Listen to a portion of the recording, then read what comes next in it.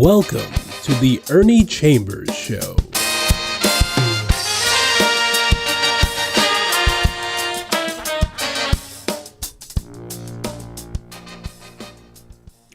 Brothers, sisters, friends, enemies, neutral.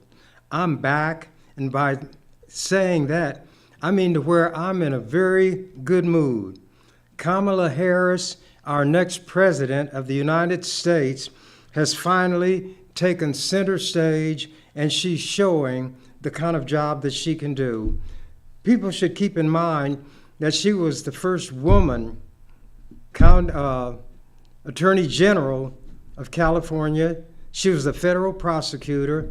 Therefore, she knows how to handle convicted felons, which not the current, but the previous president was, meaning Donald Trump. I'm going to get into some things, though, without going into all of that. I am running for the legislature again. I spent 46 years there. From the first day until the last day of the 46th session, I was very active, and I was not liked. And I don't think things have changed that much. I have a few items I want to touch on that occurred while I was in the legislature. Now, this is too small for you to actually read, but you can see that it is a graphic, computer generated. It shows two pistols pointing at the reader, a picture of Ernie Chambers in the upper right-hand corner as you look at it, in Old English lettering, Holy Swastika something or other of the Ku Klux Klan. And then to the top flight house inn, cotton picker. Herein warns all ins, queers, commies, Jews, and other mongrels and race traitors. Your days are numbered. This means you. Have a nice day. And it came in an envelope that was mailed from Norfolk, Nebraska. Now, I'm not crazy.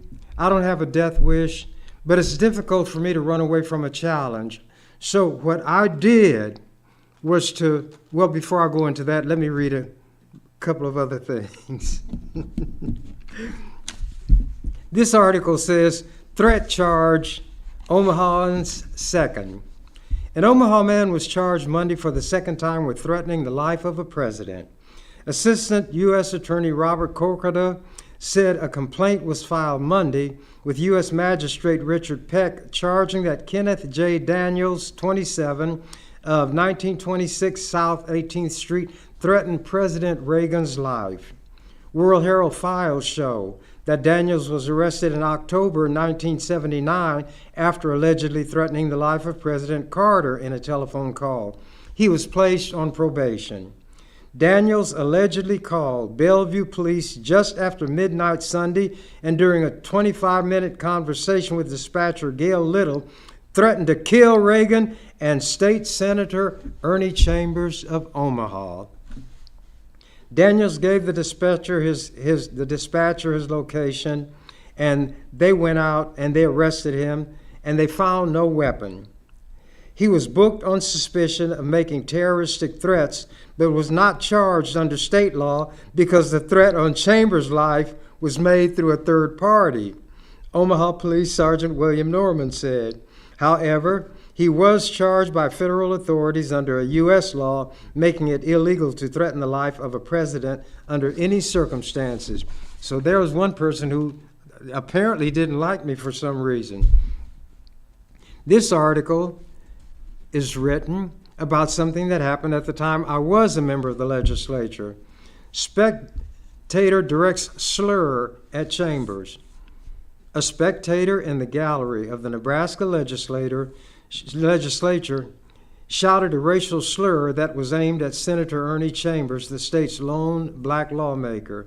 Chambers was not in the legislative chambers at the time, and he said he was not surprised by the incident. I was in my office. Quote, "It just demonstrates for my colleagues what I've been dealing with ever since I've been in this legislature, and I don't expect it to stop." Chambers said he often receives derogatory or threatening letters and phone calls. Some people even slip such notes under his legislative door, and they tack things on the door. Several lawmakers rose to denounce the remark by the 48-year-old white man who was removed from the gallery and arrested. The man who was observed dancing in the rotunda before the incident was led away in handcuffs and cited for disturbing the peace. Quote, "I think everybody was shocked," unquote, said Senator Chris Beitler. "I don't understand anyone ever shouting down a racial epithet of that nature." That was in the World Herald. Here's what the Lincoln Journal-Star said. A Lincoln man with a history of mental illness shouted a racial epithet from the balcony above the legislative chamber Monday morning. Royce Harper, Jr., 48, shouted out the N-word and Senator Chambers' name from the balcony while senators debated a bill relating to estate trusts on the floor below. He was immediately escorted by security from the balcony, handcuffed, and led from the building. Harper was later charged with disturbing the peace and housed at the Lancaster County Jail, according to State Patrol spokespersons. Chambers, the legislature's only black member, was not in the legislative chamber during the outburst, but other senators on the floor sat in stunned silence. Lincoln Senator Chris Beitler and David Landis, both engaged in a public discussion of the trust bill, spoke of their embarrassment and outrage at the disturbance. Quote, "I'm embarrassed, I'm offended for my colleagues. These kind of inflammatory fighting words are hurtful and offensive," said Landis. Chambers, who learned of the incident when he returned to the floor about 10 minutes later, said the language used did not surprise him as it did many of his white colleagues. "This kind of thing is a shock to white people, either because they don't believe it exists or don't want to believe it exists," said Chambers. "Nothing has really changed. We, as black people, are subject to this stuff on a regular basis," said Chambers, who receives threatening and offensive messages by phone, letter, and through notes shoved under his office door. Monday's disruption was the second in less than 2 weeks. Last week, a woman shouted in Spanish and English from the balcony before she was removed by security. When I found out this guy's name, I knew his father. I knew who his father was. He was an official in the Nebraska State Bar Association. So I made it clear to the authorities that I had no wish that any punishment be imposed or inflicted on him. That this kind of thing is unusual perhaps to white people in a public place, but it happens to us who are black all the time, and certainly to me. I received threats on the telephone.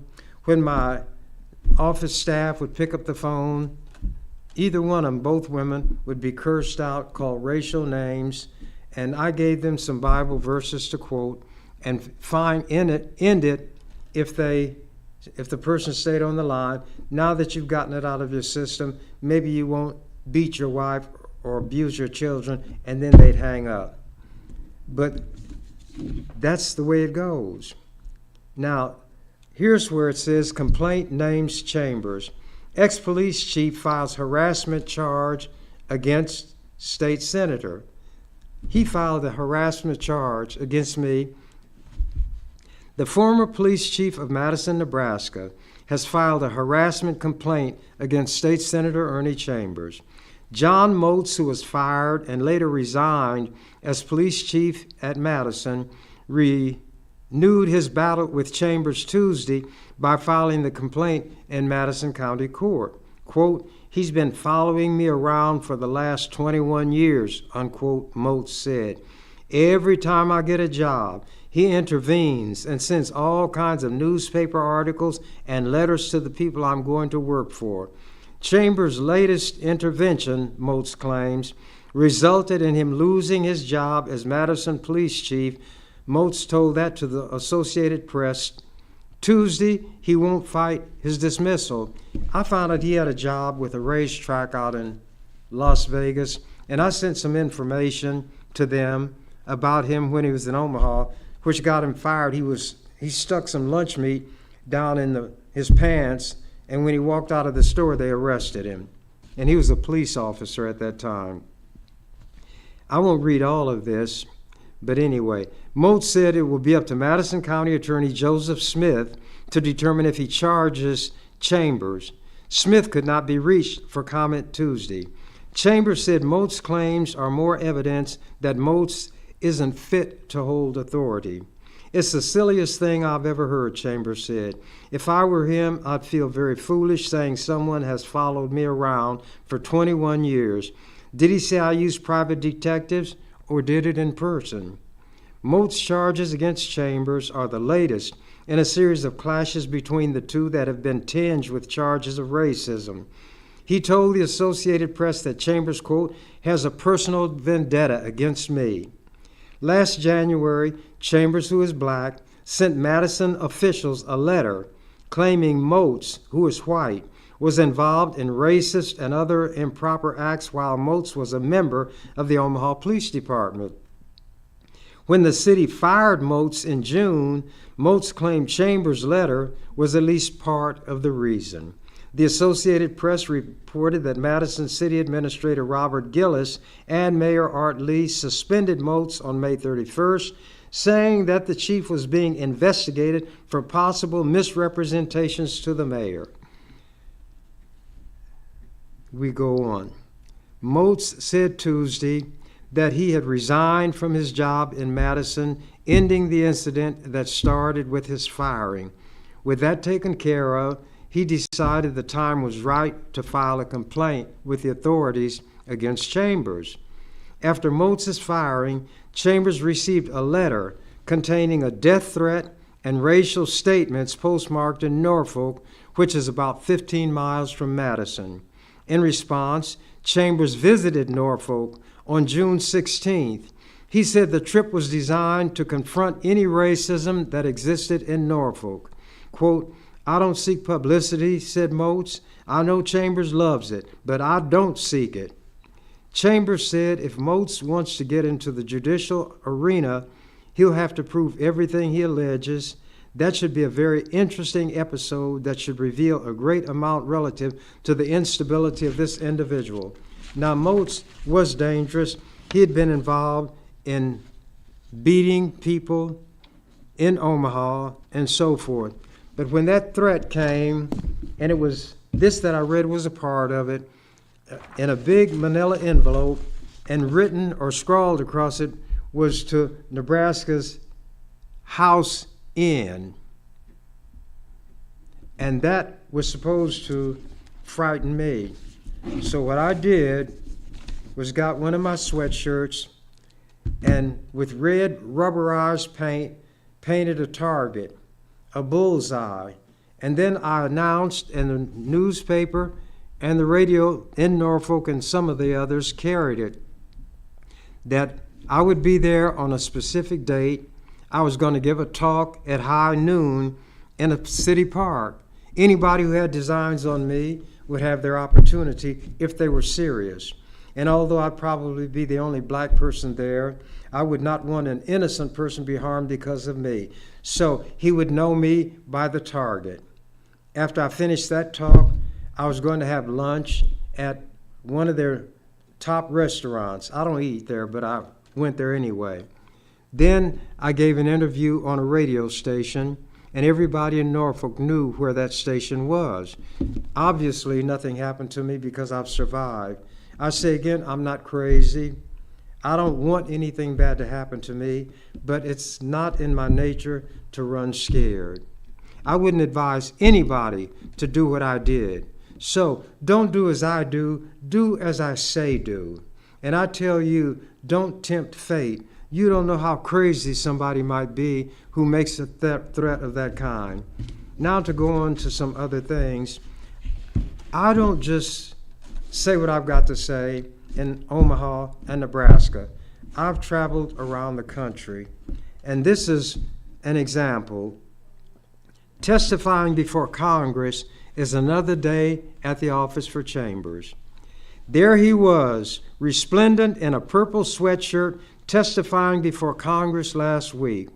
None other than Senator Ernie Chambers, part of a panel of 5 legislators from various states, testifying on a bill dealing with the same-sex marriage issue. Anyone who expected Chambers to change his attire or his style for the occasion would have been disappointed. Instead, a subcommittee of the House Judiciary Committee and a C-SPAN audience were treated/subjected to the same Ernie with whom Nebraskans have become so familiar. Chambers started off musing whether the capital H-O-N period that preceded his and other panelists' names on their nameplates meant that they were being called honey.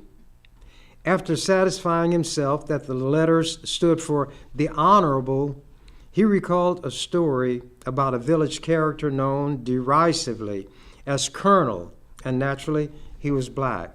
He hadn't been in the military.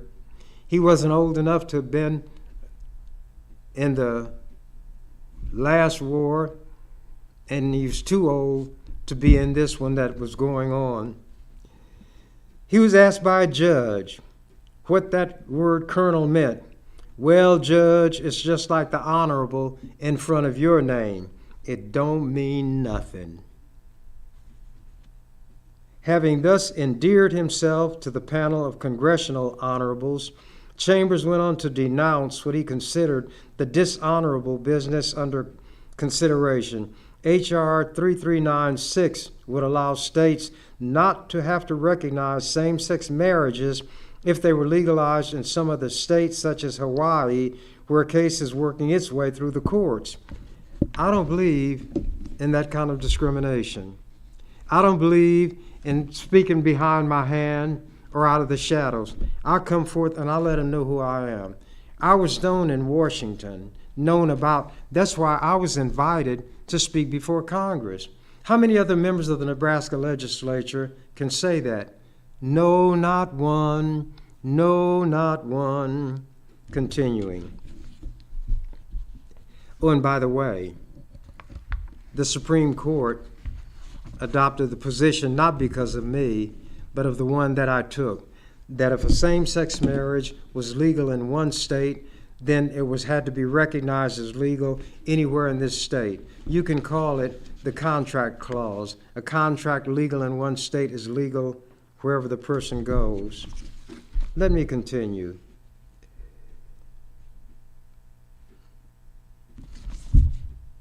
Hawaii State Representative Terrence Tom disputed the notion that resistance to same-sex marriage stems from ignorance, saying that opposition to the idea has grown since the matter has been under discussion in that state.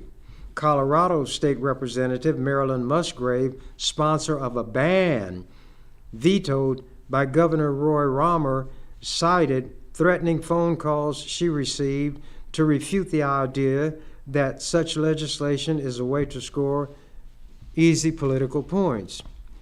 Michigan State Representative Deborah Wyman argued that legislation was needed to prevent extremist homosexual groups from achieving by judicial fiat which they could never win by legislation.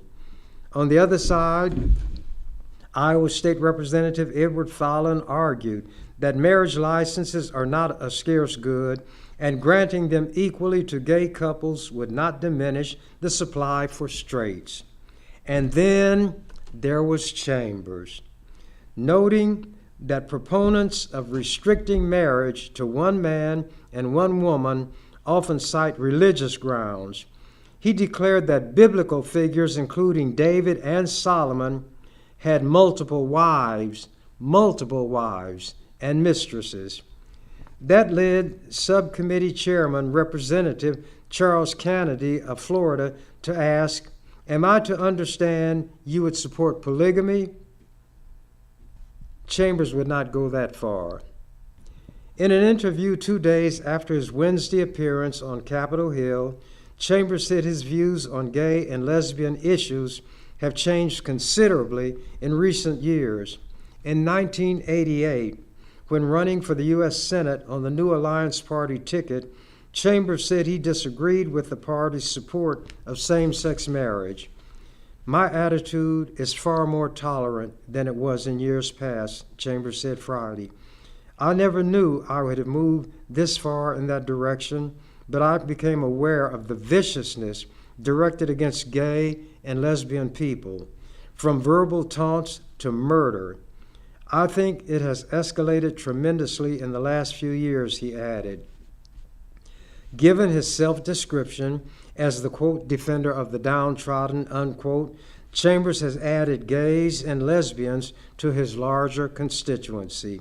Quote, St. Jude and I collaborate in being the last hope of the hopeless, he added, with his characteristic degree of modesty. And when St. Jude gets in trouble, guess who he calls? Not Ghostbusters, me. In the face of yet another religious reference, it seemed only natural to ask Chambers, who is often described as an atheist, what description he would apply to his religious status. I'm just Ernie, he replied, to which admirers and detractors alike might say, amen. So see, I don't just speak before the legislature and in Nebraska. I spoke before Congress. I ran Jimmy Carter out of his own White House. I was among some senators invited to the White House to discuss one of those missile proposals. And while Carter was talking, he made a remark about America not being a racist country and on and on. And so when it was over, he asked for questions. So I raised my hand, and he looked around. He said, the man in the blue sweatshirt, which was me, were on the other side of the room. People looked around. They were sure that Carter, the president, wouldn't call on me to speak because Nebraskans who were there were embarrassed by my presence. I started by pointing out that I disagreed with Carter's statement that America is not a racist country. Racism is everywhere. And furthermore, why did you fire Andrew Young as ambassador to the UN when a guy named Wolf had talked to Yasser Arafat of the PLO? And they were condemning Andrew Young for similar things. I said, you didn't fire the white man. Well, Wolf was actually Jewish, but they're considered white in this country. So Carter flushed, and then he said, I disagree with you that America is a racist country. And then you know what he did? Like Moses dividing the waters supposedly of the Red Sea and the Israelites passing through on dry land, the room parted as Carter flew out of that east room. I ran him out of his own main room. Then I left, and people said I made a mistake. I should have gone to the reception afterward. I said I didn't come here to eat their food, drink their coffee. I came here to make a point if I had the opportunity, and I had the opportunity, and I made it. And some of the Nebraskans talked about how embarrassed they were. There was a reporter from the World Herald whose beat was Washington, D.C., and he said that people can be upset as much as they want to at what Senator Chambers addressed to the president. But when he opens the floor and did not say it was limited to the SALT II nuclear weapons issue, then he took a chance on being confronted in the way Chambers confronted him. So there was nothing wrong or inappropriate about what Chambers did. President Carter just did not protect himself. But when I get the opportunity to speak, and I speak my mind. Here's something else. Reminder, invitation to a dinner at the residence of France on December 10th. Ambassador Gerard Araud. In celebration of International Human Rights Day 2018, the Ambassador of France to the United States, Gerard Arraud, requests the pleasure of the company of Honorable Ernie Chambers. What Nebraska senator or U.S. senator from Nebraska has received an official, formal invitation from the ambassador of France to the United States? You can't read that, but it's on their official government stationery. Request the pleasure of the company of Honorable Ernie Chambers at a dinner to discuss the potential impact that American political and business leaders can have in the movement to end the death penalty. They knew in France about my work against the death penalty.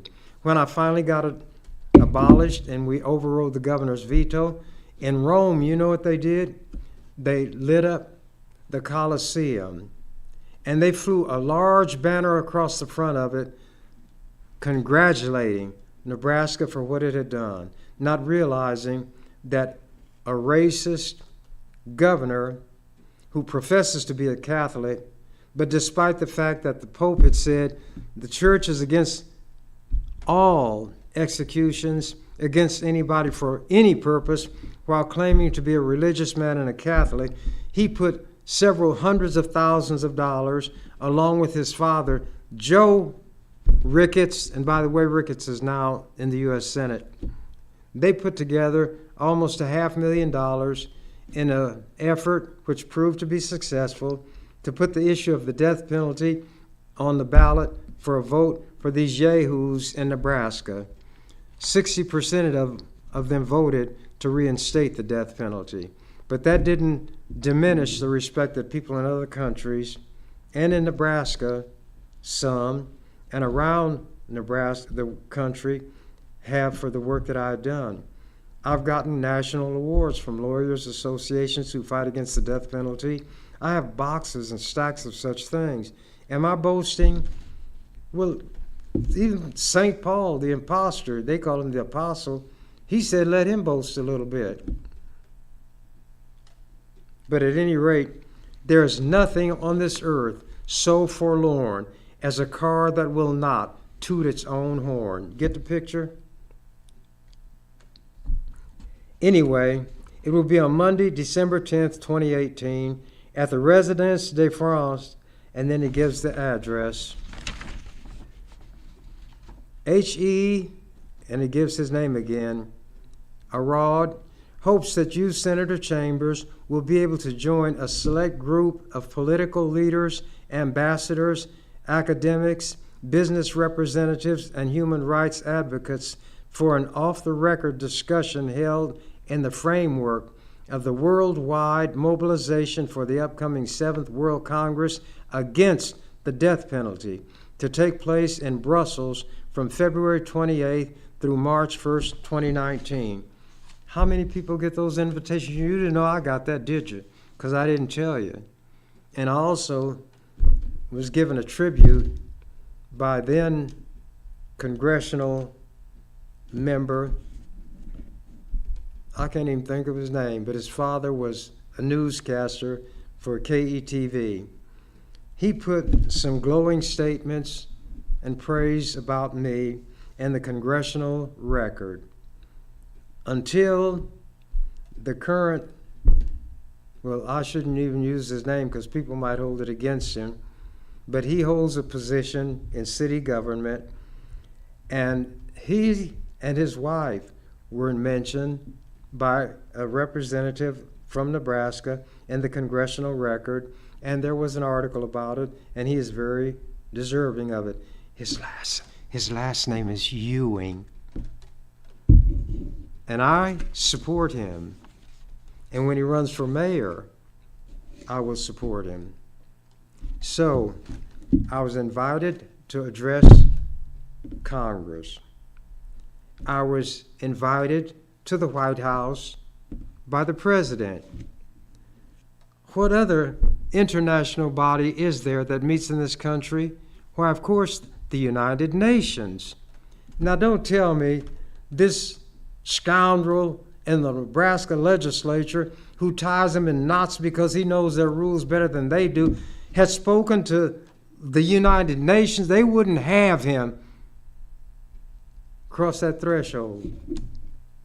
Well, it happens April 16th of 1983. Chambers headline, it says, "Racism here similar to South Africa's." Now, here's what happened in 1980 that led to me being called before the UN. It's from the Rand Daily Mail, the largest newspaper in South Africa. You think they'd write anything about what a black man did in Nebraska? Well, here's what it is. The headline, "An Ominous Vote in America." The South African disinvestment vote by the Nebraska State Senate is ominous. The Nebraska Senate, Midwestern. How do they know what's happening in Nebraska? Because it tends to set something going in motion that can undermine apartheid, the hardest and most rigid racial segregation in the world. And the disinvestment vote was a resolution that I got passed by the legislature. I guess it may have embarrassed them. I described apartheid. Then when the government killed a number of black students, Sharpsville, because they were demonstrating against racism, the horrible conditions under which the vast majority of people in South Africa lived. 80% of them were black. But South Africa had the kill power, the government. Anyway, the South African disinvestment vote by the Nebraska Senate is ominous. As we reported yesterday, not only is it the first time an individual American state has taken such action, but Nebraska is Midwestern and conservative, which is another way of saying just like us, racist South Africans. Its vote could well set a bandwagon rolling with incalculable consequences, and that bandwagon began to roll. Keep those wagons rolling, and I got requests from all over the country, students, other legislators, for a copy of my resolution and an explanation of how I managed to get it through. And I told them how I worked it and that it may not work for them, but anything I could offer to help, I would. Continuing, 2 points need to be made. Firstly, while the vote by the Senate is a statement about the extent of their repugnance for apartheid and obviously makes them feel righteous, it must be asked whether they have full understanding of where it could lead. For if disinvestment is taken to its logical conclusion, and if it is applied on a sufficiently wide scale, it must create the danger of widespread social unrest in South Africa. Well, they mean unrest toward white people. Black people were slaughtered all the day long. They had to carry passes to walk down the streets out of their Bantustan. These racists are the most arrogant people. Continuing.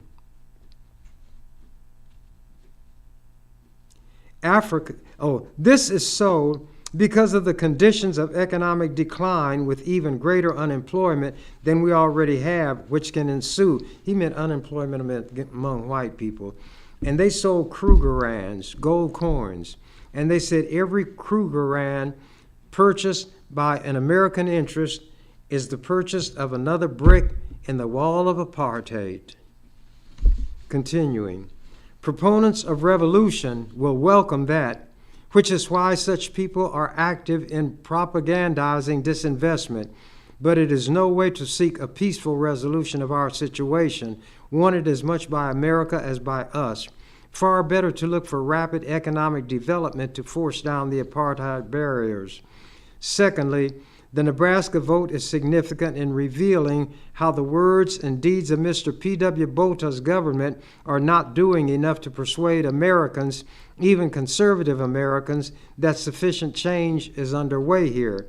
The gap between the expectations created by Mr. Bota and what is actually being done grows wider. The sense of letdown is accentuated. Extravagant claims such as were made by Dr. Piet Koornhof when he visited America last year. Meaningful change, That is the only way to halt disinvestment and to save our country. And Chambers got that bandwagon rolling just like they said. And there were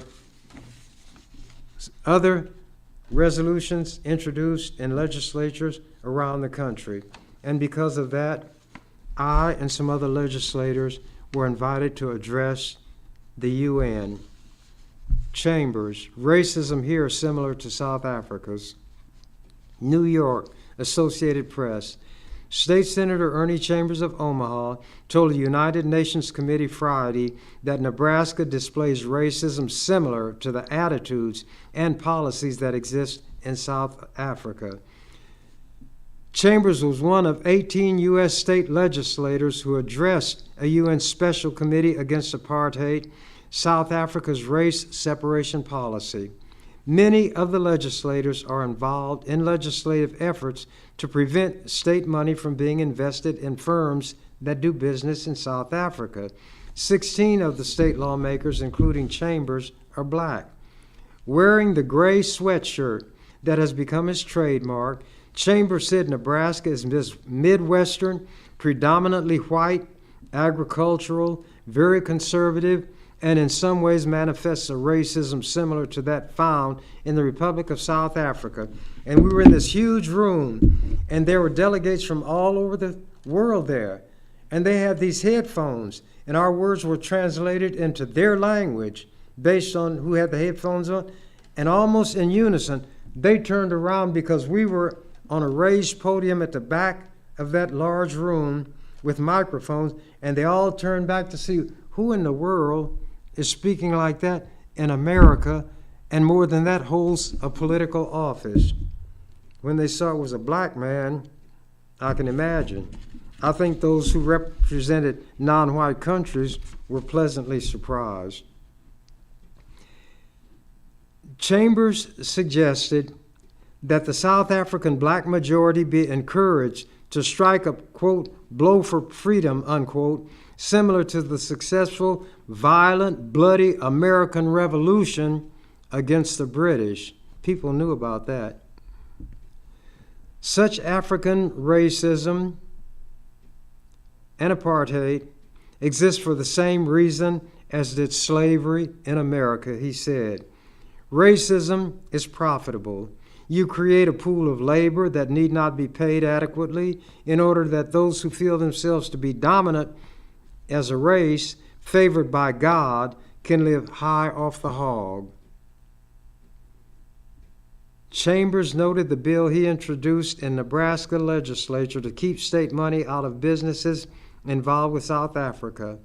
The South African Consul General used a special tactic against such disinvestment bills in some states, he said. Chambers said the Consul General, this is the guy representing South Africa who had an office, diplomatic office in Chicago. Chambers said the Consul General offered to fly to Nebraska to appear before the committee hearing his Chambers bill. When the committee did not take up the offer, the senator said, the Consul General invited the committee members to come to South Africa and see, quote, the great progress that is being made under this apartheid system, unquote. Chambers said he wrote the Consul General that he thought the invitation was very good, but before accepting it, Chambers wanted assurances that if he came to South Africa, he could go where he pleased, talk to whomever he pleased, and use tape recorders and cameras free of censorship. The word came back to Nebraska that if anybody did visit that country, I was not one of the ones they would like to come there. So apparently, the first-hand view that they wanted given would be a first-hand view of only those selected things that the government of South Africa chose to display, Chambers said. Now I think divestment is good, but not just to take money from that racist government. The main purpose has to be to give encouragement to those oppressed people within that country who are willing to use any means necessary to speed their freedom. And 80% of the population in that racist country was black. Here's something that was written when I gave a talk before a meeting of editors all over the state. I must hurry right along.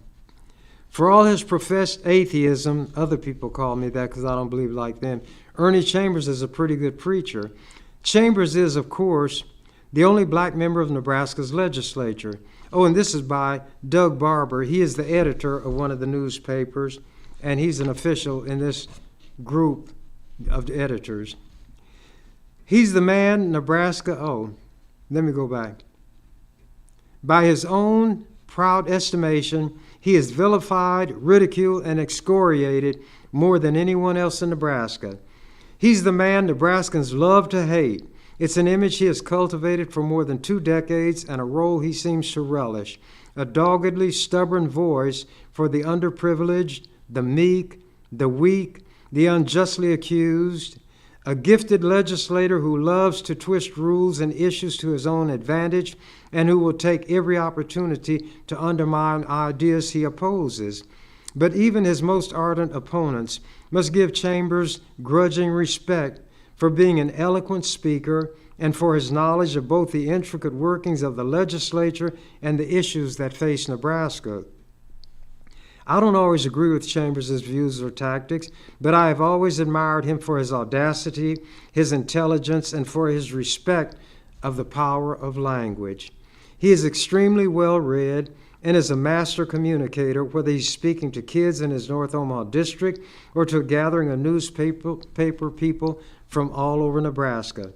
Last weekend at the Nebraska Press Association convention, Chambers chastised, ridiculed, bullied, tried to shock, and ultimately enlightened a breakfast gathering of these editors.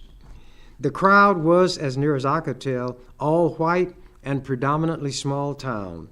Chambers took the opportunity to drill the press for lack of understanding of issues and people, for being hypocritical, for being racist, both intentionally and unintentionally, and for not being effective voices for everyone in the communities they supposedly serve. But the veteran senator, in his trademark T-shirt and jeans — I wear sweatshirts, not T-shirts, jeans, correct — also reminded us of the power and sway both politicians and the media have on people's lives and the potential for good, for bad, that power carries. I got to really rush.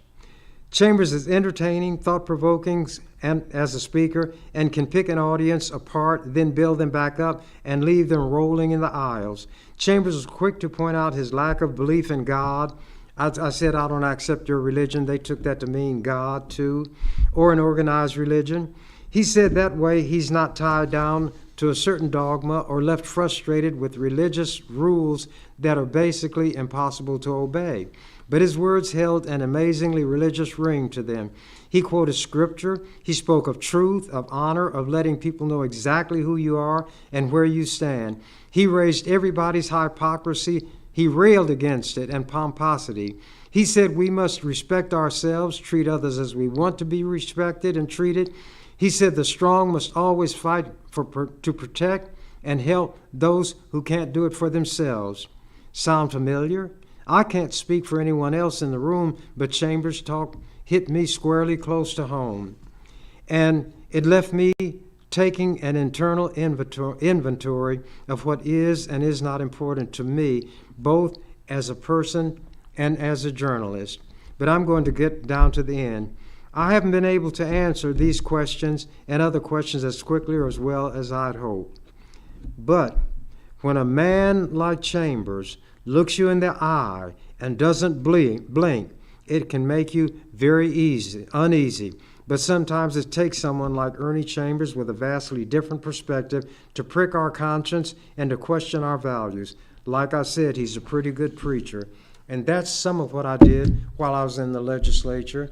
And I'm running to go back. I'd use the comment, I don't campaign. That meant do all the self-promoting. You know what that means. But if you mean by campaigning that I'm suggesting to people that I'm the best person to vote for, then I am campaigning. I'll always speak in my own behalf. I will also answer directly any question put to me. I have nothing to hide. And now, as the canary said when he found out that the door to the cage was unlocked, I'm out of here. You've been watching The Ernie Chambers Show. If you'd like to leave suggestions, email us at ewcfacts@gmail.com. That's ewcfacts@gmail.com. This is an EWC Communications production.